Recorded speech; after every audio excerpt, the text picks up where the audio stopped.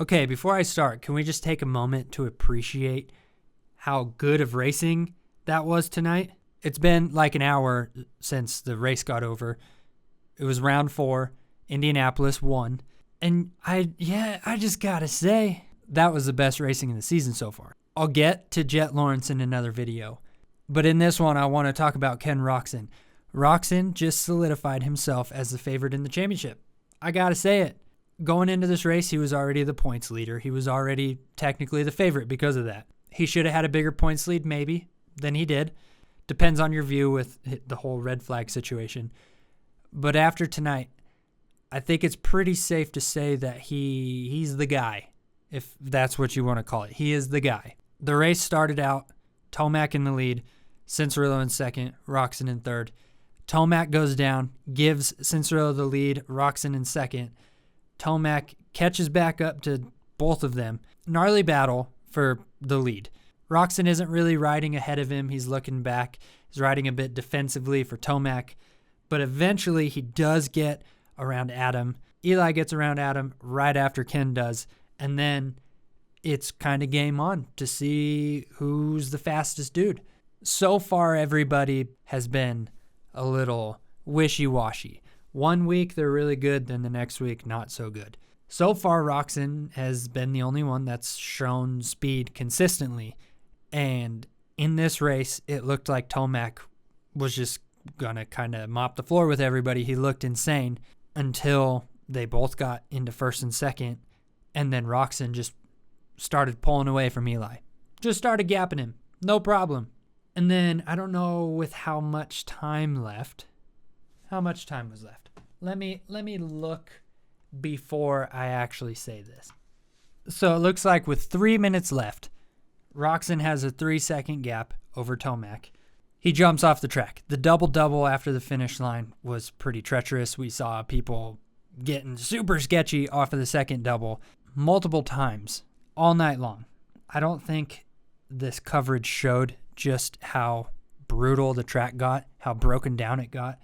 But I think this track was so insanely difficult, and to see these guys going that fast on that track was a sight to behold, because it's a little insane. It's insane how fast they were going. But anyways, with 3 minutes left, Roczen jumps off the track.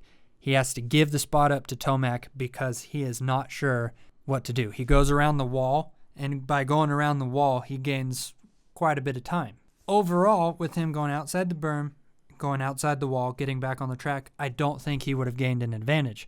But I can't take credit for this. This goes to Brady Johnson, who during my stream, I was watching the video live with other people. During the stream, he said Roczen is too scared of the AMA screwing him over again, so he gave up a spot. So in Roczen's eyes, AMA screwed him for docking him points for the red flag incident and not being harsh enough with Wilson, maybe, with the blue flags, whatever. I don't think Ken feels that AMA is on his side. And he kind of says it during his interview. He said, "I jumped off the track and I didn't know what I was supposed to do. I let Eli by because I didn't want to. I guess I wouldn't have gained an advantage, but I just let him by. I feel like that was the right thing to do." He feels like he wouldn't have gained an advantage, but he felt like it was the right thing to do because probably thought AMA was going to screw him over again. And I think that's fair. That's a fair assessment. Anyways, he lets Eli by. And like half a lap later, goes to the inside, passes Eli right back, gets a little bit of a gap, and just straight up beats him. Just straight up. He goes off the track. He lets him by, passes him right back, and he beats him. And those two were going way faster than anybody else on the track. Let's see if those lap times are up yet.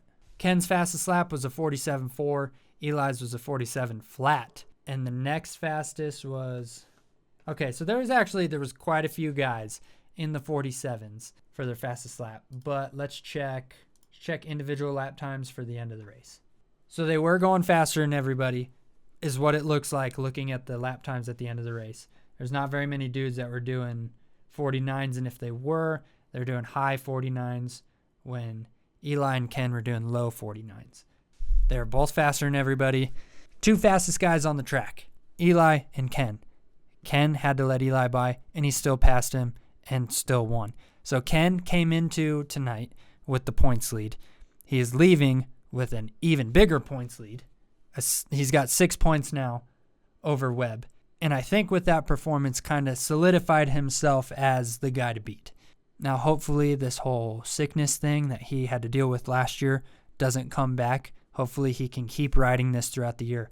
But it seems like he's on a mission to win.